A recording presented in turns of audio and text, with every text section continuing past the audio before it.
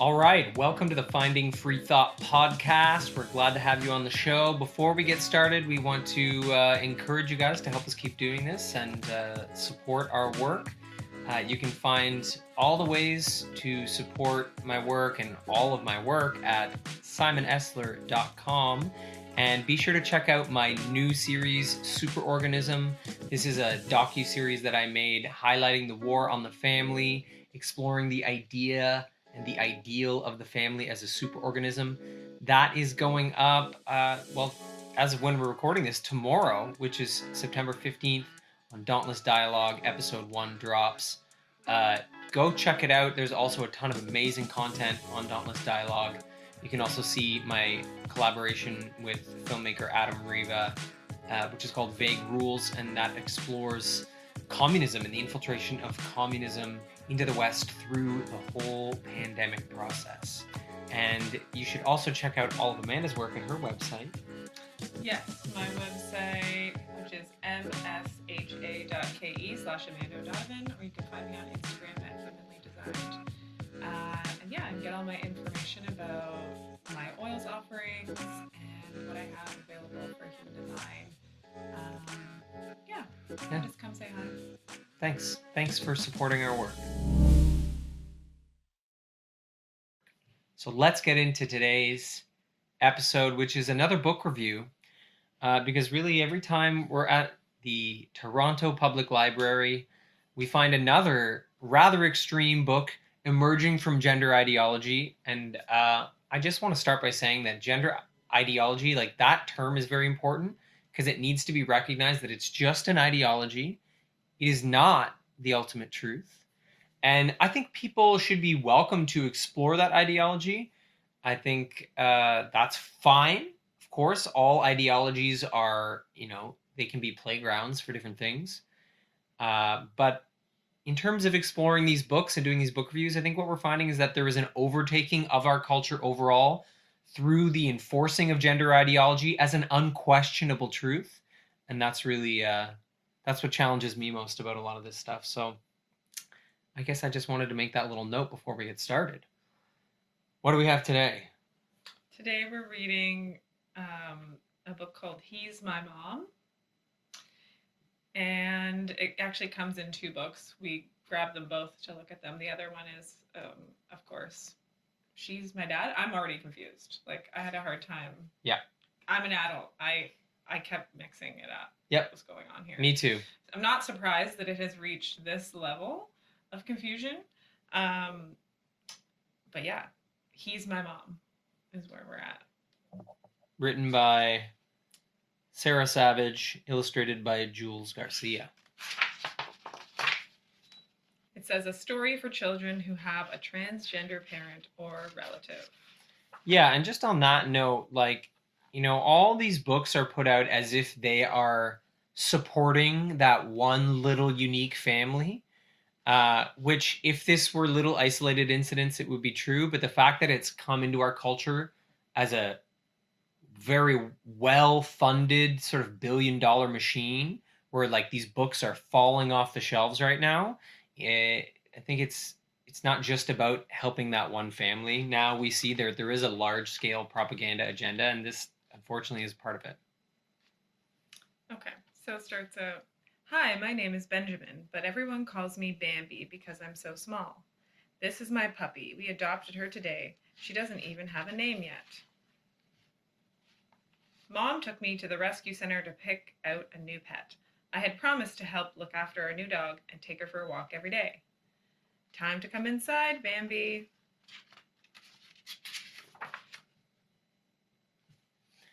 Ooh.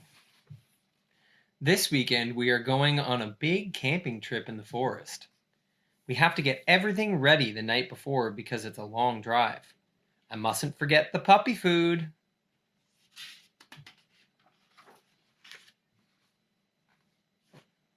All my uncles and my grandpa will be there in the forest. Every year, all the men from my family go camping.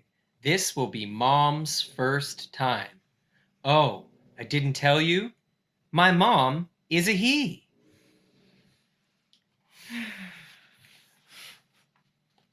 My mom's name is David. He used to be a she, but now he is a he. Last year, he did this thing called transition. He took some medicine which made his voice deeper and started wearing different clothes. So, Okay, all right. So I think we should pause here. Let's take all of this in. again, this is obviously for 6-year-olds because Yeah. the character himself is 6 Yeah. years old. Yeah. And it's a picture book for that age range with the writing, everything, the way they're explaining it is like for 6 to 10-year-olds, I guess, or even younger. I'm sure some people are showing this to their 4-year-olds.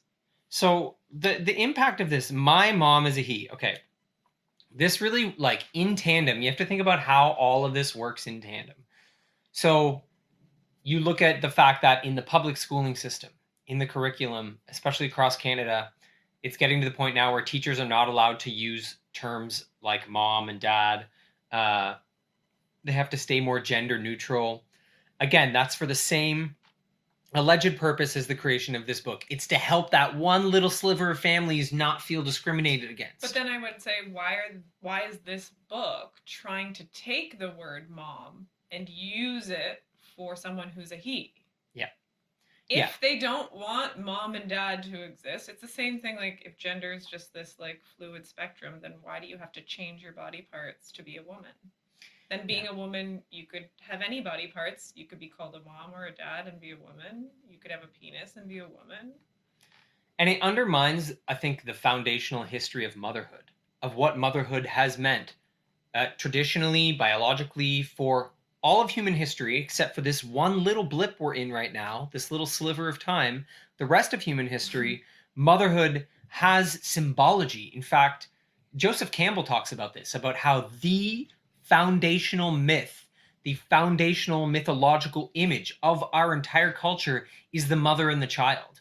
And this is even true for us, like, symbolically, the first image that is imprinted upon us is our experience of our mother from within the womb, right? So when you're in the womb and your mother smells something, there's a cascade of neurological events that occur, and you experience your mom smelling that thing. When your mom experiences a moment of love while you're in the womb, you experience that cascade of love through the mother. So the whole experience of the mother and the symbol of the mother here is being undermined because now we have my mom is a he.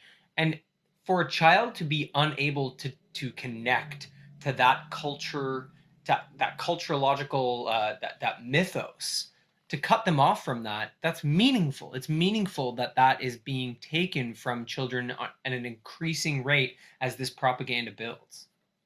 Mm-hmm. Did we do that other page? Mm-hmm. When he told me about transition, it sounded a bit scary at first, but he said, I will always be your mom, and I will always love you very much. So this made me feel better. Okay, I really think that that is unfair to children. Mm-hmm. That something is confusing and frightening as this is going on, and that's all that it is. So the kids' fears about the drastic surgery that could have severe side effects and all sorts of things. If you look at lots of detransition stories, there's some really horrible things. The life expectancy of someone who goes through full transition surgery, it's less. Right? Statistically, they're going to live a shorter life because there's a lot of complications that can happen, and that they a might. lot of surgery brings those things potentially, even if you're having other kinds of surgery. All kinds of surgery. Exactly. It's risky to have surgery at all. Well, to have a surgery that makes you a lifetime dependent on the pharmaceutical industry, right? So once you transition, you are going to rely on constant treatments and interventions. There's a really high percentage of people who get transition surgeries who have to go back for more surgeries. So it's not normally one surgery. It's normally like multiple surgeries because it's a very complicated and difficult thing to do and to achieve. And it depends on the extent to which one body accepts it and one doesn't. There are, of course, success stories. I've been researching this myself. Like Buck Angel is a very interesting voice in this community who fully transitioned from female to male, but is actually an advocate against gender ideology and is against bringing this into children's lives and the schools and all this. It's incredibly confusing. It's incredibly confusing. And even to this child, looking like upset in the picture, and the parent just being like, "Well, I just love you, That's it. so I'm always your mom, even though I'm chemically and possibly surgically changing my body, and now I'm joining the men's groups, Yeah. even though I'm a mom." And the kid is supposed to just accept that because mom loves you. But You know, it's destabilizing. it would actually make more sense if they switched to dad. That's right. It would might help. I mean, it's not good.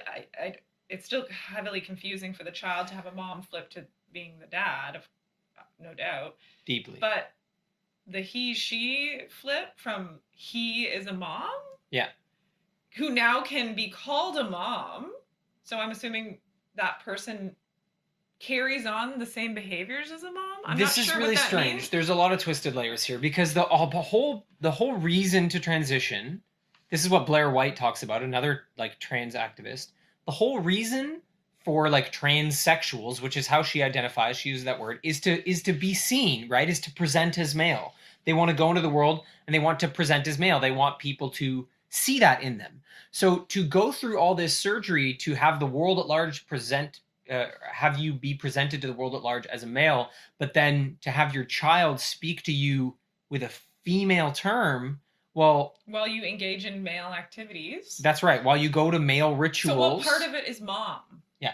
I guess. This is what I'm saying. It undermines the whole mythos, the whole idea of the mother is completely I think that's eliminated. Gender ideology, though, because we've learned from some of the other books that we've read that you'll hear about in the coming weeks that it is really just how you feel inside. Yeah. So this person could still feel like a mom, but change their entire body to try to look like a man. Yeah. And then go into a men's washroom, go into a men's change room, but still be required to be called mom. Yeah. Like, that's what? Because they want it to be deeply twisted and confusing overall so that it can't really ever be grasped or pinned down. It's supposed to all be vague and confusing. In the end, that's the end result. You cannot expect your child to Any understand. Child. I mean, I have a hard time understanding. So 6-year-old, anyway.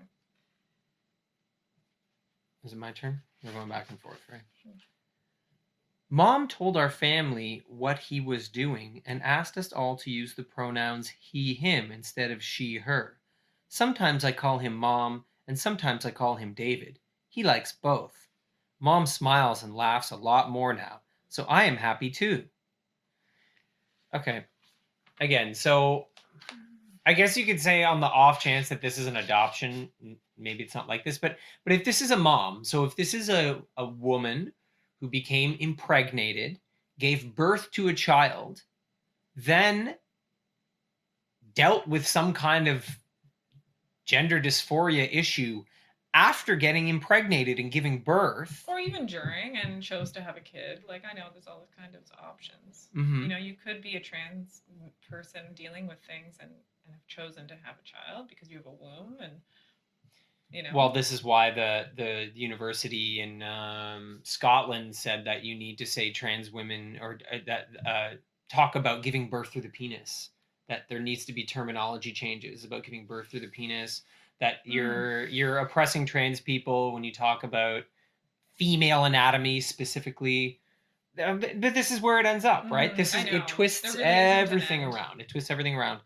And again, mom smiles and laughs a lot more now, so I'm happy too. So then I guess there's the idea that like the mother was deeply depressed and is now being psychologically healed by transition. Or that the kid only cares about the mother's happiness and feels better only when the mother or David feels better. That the kid doesn't have their own feelings about the situation, that the kid doesn't have like deep struggle trying to integrate what is going on in their lives. They're just happy if the mom's happy and happy if they're loved. And it's like, no, we've learned already. Love is not enough. No, that's not how it is for children. Love is not enough to change a delinquent or a kid who struggles or a kid who doesn't have a mom or a dad. Love is not enough. It isn't enough. It's very important to the whole picture. But loving someone who's like a criminal doesn't change the criminal. Yeah. Loving someone who abuses you doesn't stop the abuse. That's right. It's like, I'm going to become a career criminal. Don't worry. I will always love you. But I'm a criminal now. So I'm going to sell cocaine. Mommy will always love you. from But jail. mommy sells cocaine now. But the Yeah. love is there. So don't worry. And I'm happier now that I sell cocaine. So we're good. So you should be happy too. So you be happy too. And I am happy. I'm happier now that mom's happy. It's insulting to children. All right, your turn. Go. As part of his transition, I can hardly say it. As part of his transition, mom went to the hospital to have surgery. Okay, so they did go all the way in this book. Yep. When we went to visit him, I made him a card and gave him my favorite teddy bear for hugs. Though David's outsides might have changed, he's inside, he's still my mom. Yeah, it's very confusing. So it's confusing again because what they're saying is like gender is this fluid sort of how you feel inside. But the outside needs to be so you feel like a woman on the inside? Like you feel like a mom on the inside? You were a woman, you wanted a man's body, but you want to be called a mom. So how do you feel in terms of being referred to as a mom? What are you being referred to? It gets back to Matt Walsh's thing. What is a mother? But what is a mother? What is a mother? Yeah. What is a mother? Same The thing. birthing person? Or the one who cares for the child, the one who breastfeeds, the one who stays at home with the child? What is it in this particular family scenario where this person on the outside is a man, taking a man's role in the family, going to men's events where only historically men would go, yet needs to be called mom? Yep. And here's the worst part, is that any confusion we feel and any confusion a child feels, that's what they call transphobia. They're like, oh, you feel uncomfortable? You only feel uncomfortable and confused because of your transphobia. And you need to work through that and become an ally. That's their logic. No, it feels uncomfortable because it's deeply confusing, because it's undermining foundations of our psychology and our culture. That's why it doesn't feel good. What is it to be a mother? What is it to be a father? Yeah. And I am definitely for breaking traditional roles. Yeah, it's not about preserving traditions. No. What we're talking about. No. Like I myself am not someone who preserves traditional roles. Yeah. Necessarily. Some yes, some no. Yeah. It just sort of happens very differently in all kinds of families. And I think that's great. That's the diversity of families. Like when we choose which roles that we're going to sort of carry on. But when it gets to this depth, when you change your physical body but maintain who you are on the inside, when it suits you. Yeah. When it suits you is what it feels Which like. is narcissism. You know, I'm going to go to a men's washroom. I'm going to go to a men's event, but I'm your mom, and I'm going to act like a mom in which way? Yeah. So everyone has to bend to you, and there are no roles that are defined anywhere ever for anyone. It's loose. Yeah. Very loose. Ultimate vagueness. All right. Driving to the forest takes a long time because we have to stop twice for the puppy to have a run. Let's call her Jet because she's so fast, I say. When we arrive in the forest, everybody is already there. All the men and boys. Yeah, that's right, because it's a men's event. But it's mom. Mom's here. Mom has arrived at the men's event. But don't feel uncomfortable about that. And if you do, judge yourself for transphobia. And it puts the family obviously in a very difficult position as well. Like, I have to say that there's like a huge amount that this affects the family. And there are supports out there for families who have, you know, people in their family who've transitioned, because, you know, grandparents, aunts, uncles, like all the roles start to feel unstable. And so that family is like, well, how do we proceed? And you're right. There really isn't an option unless you want to reject that person from the family entirely, but to accept everything that they're doing and saying. Yeah, it's the same. The pressure is so inappropriate that you either affirm or you're hateful. Yeah, and you might lose a family member. Yeah. As well, because of this intensity around it. It's like, well, that person might, you know, remove themselves from the family entirely if you're not accepting of every every kind of move they make, or if you question it, or if you have trouble digesting what they're doing. There's like a forced acceptance, I guess, and even societally. Well, and that's why I think so many parents are giving in to transitioning their children, because of this pressure. This pressure that if you don't affirm, you're hateful. If you don't affirm, you're hateful. And this mantra is being repeated and repeated. And Yeah, and people are scared too. yeah, Like they're certainly scared of losing their children, yeah, even if they feel like they've lost some of it already. Like if you have a teen that's transitioning or whatever, yeah. That's what they say. Would you you may would feel you rather concerned. have a dead daughter or a happy son? That's the Yeah. threat, right? And they even say this to the So kids, right? This is what I found out in my research. So I have an upcoming film that's exploring the impact of this on adolescent girls, all of this. And one of the things that was found in all this research on trans influencers online is that they tell the kids that they are at a high threat of suicide and that if they don't transition young, they may never do it. If they don't transition young, they could end up killing themselves. So even if the kid themselves who is interested in this and is just looking at a trans influencer on social media doesn't feel suicidal, they're being told by these influencers that you might kill yourself if you don't transition. So it's coming at the kids and the parents with that same tactic. mhm.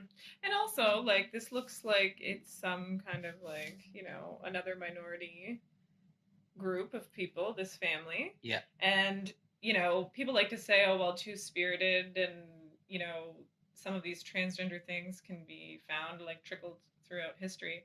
But the mother and the father and the sort of symbolism around mother and father is across all cultures worldwide. Yeah. No matter two spirited or whatever they have that is unique as well, they never lost mother and father. They never lost what it means to have the mother spirit and the father spirit and what that means for their culture. And If you look motherhood at and any fatherhood. cultures, Yeah.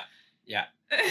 Even the so cultures that have the two-spirited thing, they have tons of rituals yeah, and rites that have to do with motherhood, fatherhood, well, adolescence into masculinity, adolescence into femininity. that's right. This is And what the roles of the masculine and feminine yes. are in a tribe, Yeah. for example, like, in a traditional, and I'm not saying that we can't, like, again, each sort of person's, lineage and everything, there are traditions that are going to be broken over time.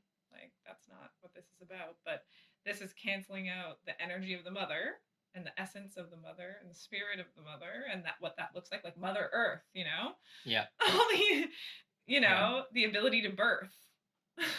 The capacity to be a fertile human being and to reproduce. And that obviously doesn't speak to moms who can't, but you have a womb, there's all kinds of, situations. And even if you end up not having a womb, like, it doesn't cancel out that you're a woman or you have the potential to be a mother in other ways. Like, Yeah. you carry with you the essence of woman and mother. We no need matter what. ideals and archetypes. The notion that ideals and archetypes are systems of judgment is false. And that's what gender Yes. ideology tries to say. Yes. That archetypes and ideals that have to do with masculine and feminine are systems of judgment and are like destructive. But actually, we foundationally need those in our psychology. All right, Yes. onward. My favorite cousin is here. I like him because his name is Rufus. Grandpa sees us arrive and gives Mom and me a great big hug. Grandpa and Rufus help us unpack our things and set up the tent. I love family camping trips. Mom is telling Grandpa a funny story and making us all laugh at his silly jokes. Rufus laughs and says to me, Bambi, I really like David. She's so funny. No, not she. My mom is a he. It makes him feel sad and hurt when people use the wrong pronouns. It makes me feel sad too because I love my mom so much. This kid is horrified. Yes, because he's the one who's upset at this person sort of going, what? Oh, that's a she. Okay, so and the kid again, they're putting the kid in a position of caring for the parent. Yeah. Validation. Like, psychologically speaking, you have to go around the town defending your mom's pronouns. Yeah. Which are the most confusing because your mom is a man and you want to still use mom, but say my mom is a he. Yeah. And then anyone like shaming this friend, being like, you just hurt my mom. How dare you? Yeah. There's so much wrong with this in terms of what that does to the social fabric. And people constantly having to question what they're saying and how they're addressing people and having to live in your mind constantly panicking about pronouns. And now this is doubly confusing because it's a he pronoun, but the word mom, which is feminine. Mm-hmm. Yeah, it's getting quite complex. Like many children would be confused by this, And they like, should be. It's not. It's like the gingerbread person thing that they do. They have that in Yeah. schools now, right? Where it's Yes. like it tries to break down gender ideology with the gingerbread Yeah. person, and it's highly confusing. Sexual orientation, gender idea, whatever, all the different There's things. gender identity, Sexual sex, orientation, sexual yeah. orientation plus birth set, like assigned at birth. Yeah. There's like a billion different categories to the identity, and it's quite complex, you know. So even if you want people to like shift into that, then you should have obviously less shame towards people who are confused by the fact that you're changing he's to she's, and then having a physical transition as well that doesn't match. like how dare you say she in reference to a mom, the thing that people have said for all of human history. You just made me and my mom sad. What's wrong with you? Yeah, and the assumption that the kid is going to be sad because he loves his mom so much. Yeah. I mean, he might feel sad and upset for all different reasons, actually, because it's very hard to integrate with children now because kids don't understand this. And now he has to explain it, and it's probably hard for him to understand. Yeah. So, yeah, he's going to say love because love is something that is a little bit more, in a funny way, tangible than this. Yeah. Like, he's like, well, I guess it's because I love my mom. No, it's probably because you're really fucking confused. Yeah. Actually, of course you love your mom. Yeah. Of course you love your mom. But are you sad and upset and hurt because this kid doesn't understand because you love your mom? Really? This kid's 6. Yeah. What? Yeah. I think it's more complex than that. And I think you have to give kids more credit than that. Yes, many people are confused by this, but certainly he needs more help than just simply saying it's because he loves his mom is why he's upset.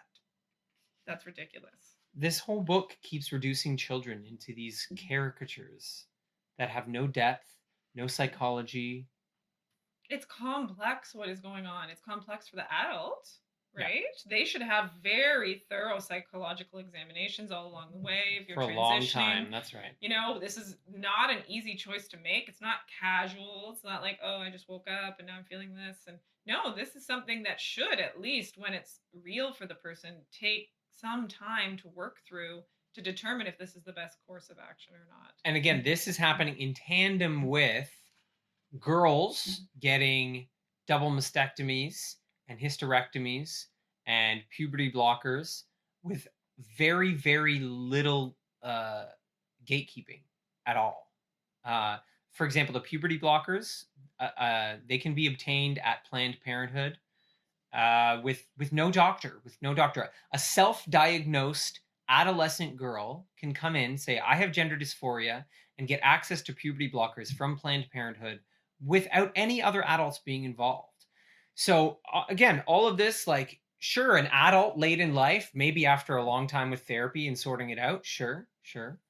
But this is coming out at the same time as adolescent girls are being given access to surgeries and hormones with little to no gatekeeping at all. Oh, I'm sorry, Rufus says. I didn't mean to hurt you or David. It's okay. I know you didn't mean to, I say. I sometimes did the same too when Mom started his transition. It took me a while to get used to it. But now when anyone asks about David, I loudly and proudly say, he's my mom. Yeah. It's confusing every time. It should be confusing. It should be confusing. It should not be clear. It's not clarifying. This is not clarifying. The whole idea that gender ideology is clarifying things for us. No.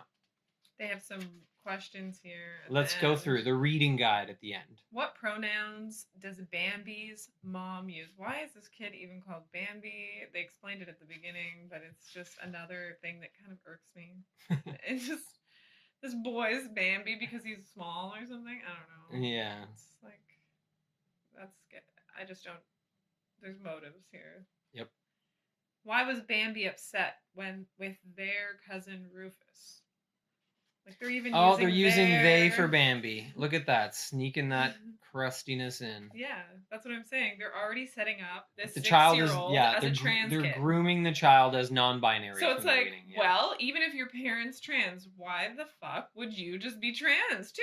You know, it's like very unlikely. It's supposed to be It's unlikely. supposed to be uncommon, right? We've heard of, families here in Toronto who have 2 trans kids that are, similar in age, and friends of ours who are going, well, why would that be the case? Why The are there second multiple one's trans families too, with 2 trans kids? and you don't want to admit that there's any social contagion going on.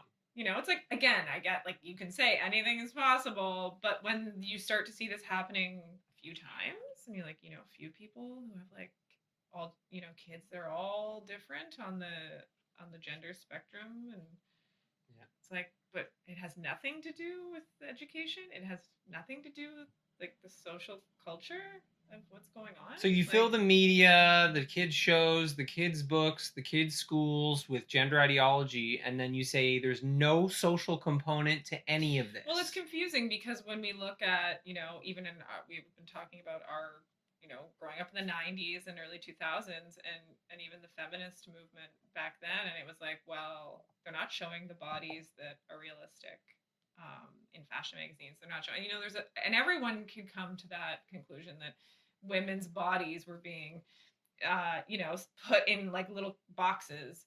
And we were fighting that, saying that's not realistic, that's not realistic, that's not realistic.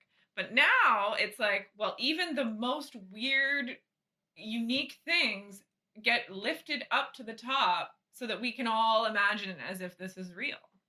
Yeah. And it's like, well, but didn't we fight for something that was more realistic? Like, yes, trans people exist. Yes, all kinds of different things exist, but they're the minority, right? Yeah. I thought. Yeah. Yep. And also, how do those things, like if we're lifting up the unique voices, if we're constantly putting them at the top, or as the most important thing to do in terms of changing our behavior, how is that not changing their behavior as they're growing up? If we're as adults trying to be like, okay, what's your pronoun? And we have to, ask certain questions and think about certain things. If your kid's thinking about that when they're 6 years old in school, how is that not shaping their brain and mind for their adolescence? That's right. Moving forward. Just like the oppressive images in magazines were shaping me, and like, or pornography, for example, where it's like women have to like cut themselves to look like, or get breast implants to look like a porn star. So here's a fun fact. It's like, well, we weren't okay with that. Yes, exactly. This is a great fact for people to understand that before this whole wave of girls getting trans surgeries and puberty blockers, did you know what was on the rise? Plastic surgery with teenage girls getting labiaplasties, getting breast augmentation. So isn't it interesting that girls were, for different reasons and in different ways, cutting their breasts and genitalia leading up to this, and then as soon as this ideology is inserted, well, they're continuing to do that, but now just with a totally different ideology inserted into it. And we're supposed to believe that while it's well known that the increase in plastic surgery in adolescent girls was because of media, now the increase in these medical interventions with adolescent girls is not because of media? How is that? I won't believe that. No.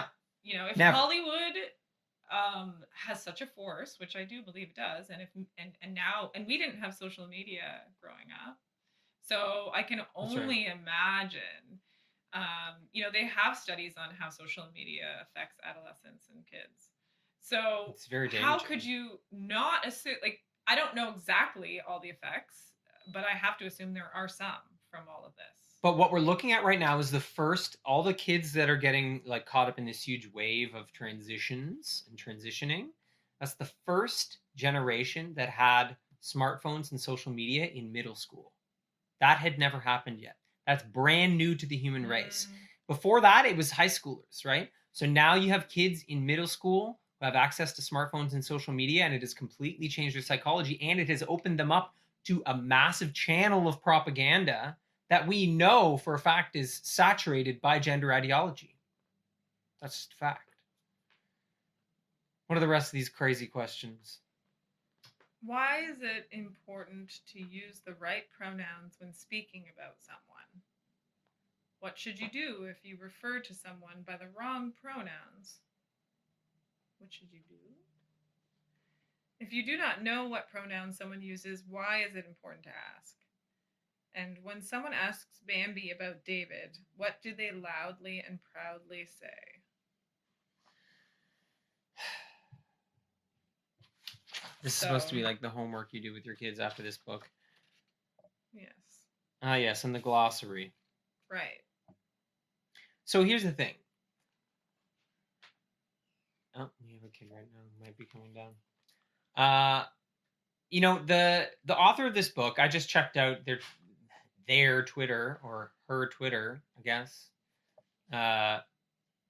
They're very much against the stance of the LGB Alliance. So the LGB Alliance took a hard stance against gender ideology when there was the whole blow up about the bill in Florida that was the pro-parental rights bill. And this author has taken a hard stance against the LGBT Alliance because they're against gender ideology, because it undermines the existence of same-sex people, right? If a mom is a man and a dad is a woman, if all of this is thrown out the window, then how can a man be attracted to men? How can a woman be attracted to women? And you can see this. This is the fracturing of the so-called LGBTQ community. It's all being fractured right now because you have this woke homophobia going on, where now trans people are turning against gays and lesbians because there's all these gays and lesbians saying, wait a minute, your whole ideology is canceling us, and we don't agree with this. So, it was worth understanding, at least for me, to see that the author of this book has taken a hard stance against an actual organization that represents gays and lesbians and the messaging that they've been putting out there. So, interesting to look into, especially when you keep receiving the message that there is one umbrella community and that it's basically conservatives versus the LGBTQ community. And you keep getting given this fake narrative of division. And really, the truth is much more nuanced and complex. And so, it's important for me to understand where this author stands amidst the actual fracturing of that alleged community and the woke homophobia that's going on right now. It's problematic, I would say, to say the least. And yeah, do you have anything else you want to add? I don't think so. Okay. Well, that's another book review. And yeah, that's please it. share. I mean, if you have any books too, send them our way. Yeah. I guess, live in a very densely populated area, and a lot of these ideologies are saturated in our city, and so we just actually find these by chance. Like, Yeah. I usually just I don't. Sometimes I have this sort of feeling like I'm gonna find something, but I never look it up before, and I think we just find them because Just being in the kids section of the library, they're everywhere. Yeah. So, yeah, if you find anything too, I've been seeing a few other people sending them around. There's quite a lot of new publications coming out. So, yeah, send them our way or alert us to them. And yeah, it's good to be informed on things like this, because at some point, our kids will start asking more about what's going on as they get older, and we have to get good at navigating it so that we can support their navigation of it, because if it's confusing for us, it's confusing for them. It's a good basic rule. I think I needed to get a handle on this first. I don't ever want to read these books again. I didn't enjoy it. I didn't enjoy it at all. She's my dad. No, I don't want to. But I'm glad we did, and we'd love your guys' feedback, and please support the show, and we will see you guys in the next episode. See you next time. Bye.